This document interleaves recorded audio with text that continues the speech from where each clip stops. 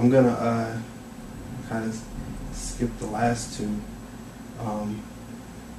The next things to consider I kind of talked about, and the next steps I kind of skimmed over a little bit, but some things that I didn't touch on that you should really think about is evaluations. How are you going to measure the success of this program? I think the Mentoring and Befriending Foundation certifies schemes, and and they have like 12 elements that you have to follow and things like that. That'll really show across the UK that you're doing something, because the other universities that are doing big schemes are certified by the Mentoring and Befriending Foundation.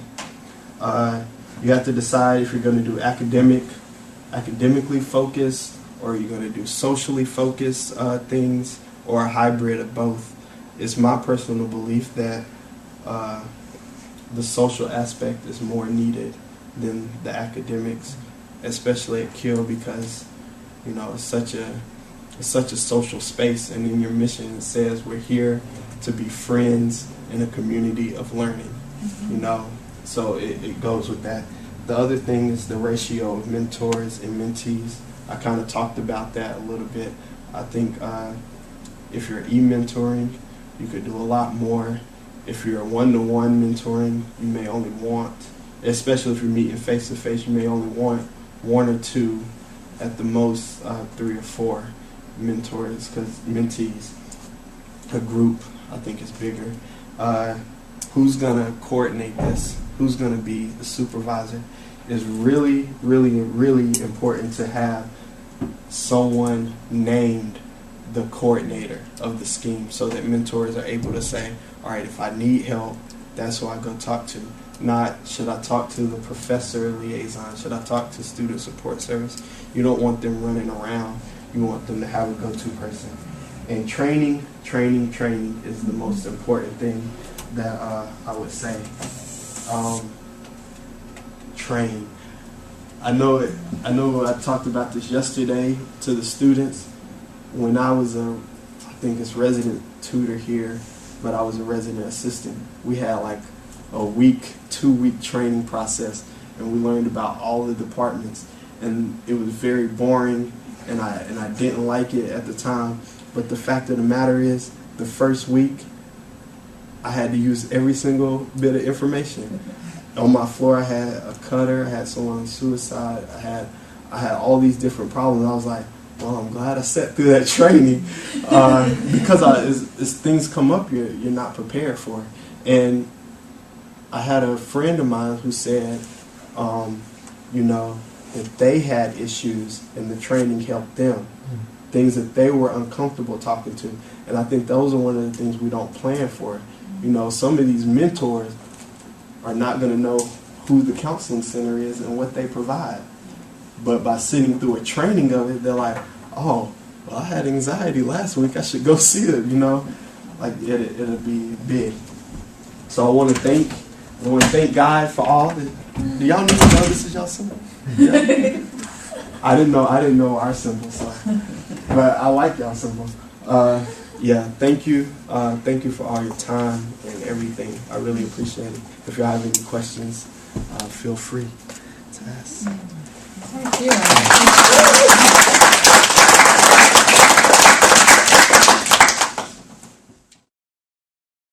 It seems to me that it's a bit like the sky's the limit in terms of where you take this and how big you take it. And the central component is actually the training. And once you kind of organise that and sort out that, obviously with what you're going to do in mind, but that's the kind of the centre. And there are potential, I think, to maybe branch out with a couple of the listed things that you've got there. Mm-hmm.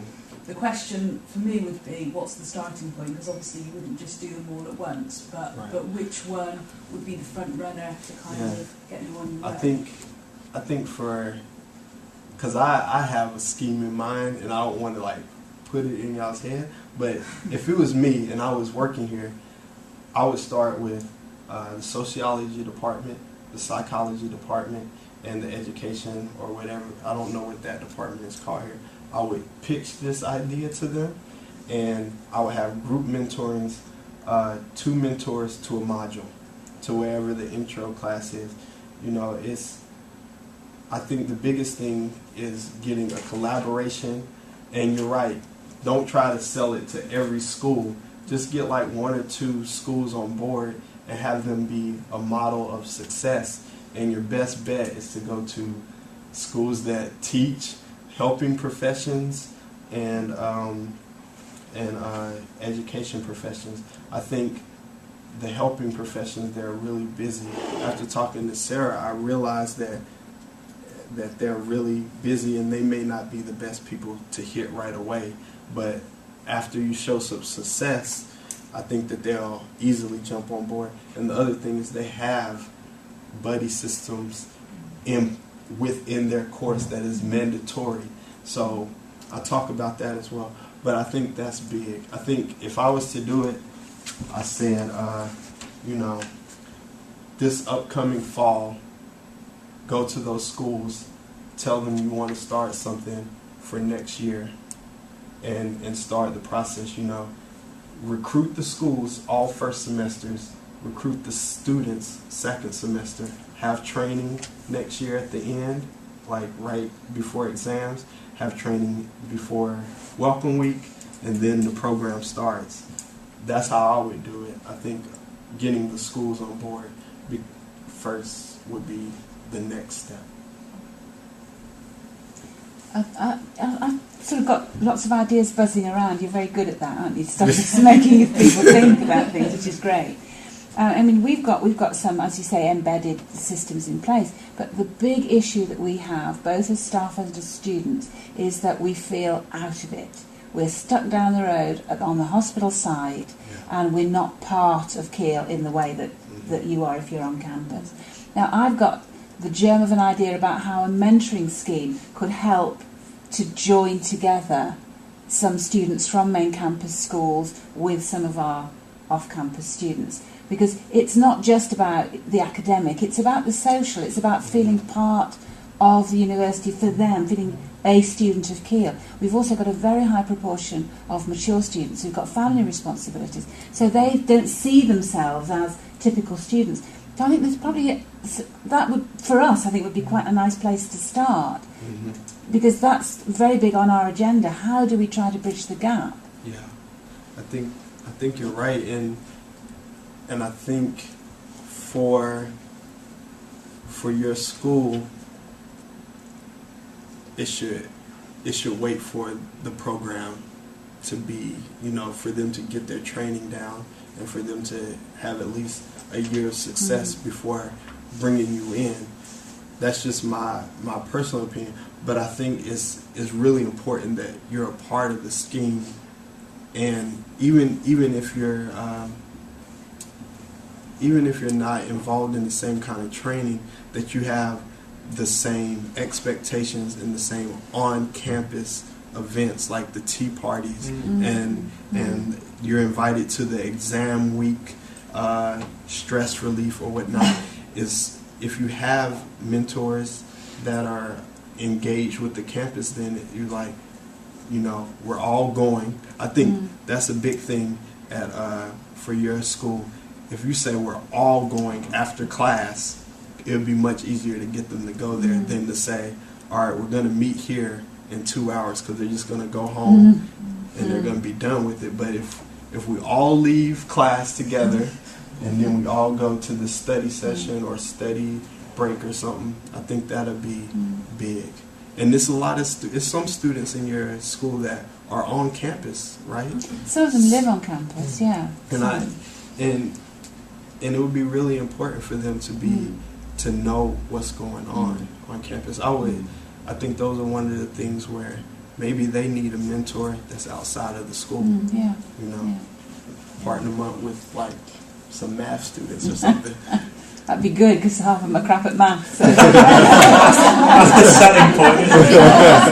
I think if I just pick up on that point, I think Eric's point about 2012 is an important one, because where a number of mentoring or peer support schemes fall down is where there's a knee-jerk reaction. We're approaching June or July, students are coming in September, do something, do anything to improve the student experience. And Eric's talked here about process and about transition, and there's a process within mentoring which is about getting the idea right, marketing the scheme, recruiting your students.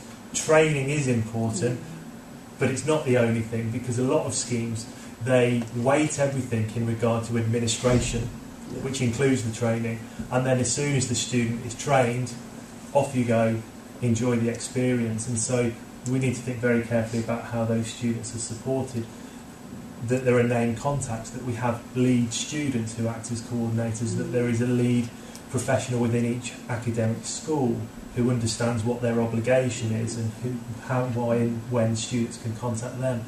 So I think there's a lot of work for us to do once we've decided, and I, like Eric, I look at those, and there are two obvious starting points. One which is about social orientation on campus, and two which is about peer-assisted study support, which is something similar to which Manchester and a few other universities do, which would potentially support and aid the work we're doing around personal tuition, group work amongst our students, understanding academic issues and concerns. So there's a suite of questions for us to answer, I think, but I think that we've got the real potential, because actually the door's wide open. Actually, I don't think it's so much a question of creating such a robust argument, as opposed to getting the right people in a room and saying we're going to do something. I mean, we found that one of the difficulties is you've got to keep doing it. It's a rolling programme. I mean, we found that there have been times when it's worked brilliantly in the school, and we've got lots of things going, and then those students move on and go, and the ones coming behind don't pick up the baton in the same way, and that's because we haven't done perhaps some of the groundwork that we should have done. But it does also depend on the population you've got at any one time, doesn't it? Yeah. Because it can be much more successful with some groups than with others. And the other pitfall that is that for you guys, it's going to always have been this way. But for the mentors and the mentees, it's brand new. And I can see that becoming an issue at Keele, because, I mean, Ian, when I first met him, he was like, yeah, I've been on this new job for 6 months. I feel like I've been there for 4 years. Like, You're supposed to share that. No, It was 6 years, I said, actually. No, but how quickly, not in a negative way, but how quickly you become comfortable here. Like, I've only been here a month, and I feel like I know you guys, and I'm set in my routine and things like that. And that could be a problem. If you get set in this kind of routine, then it may not matter who the students are.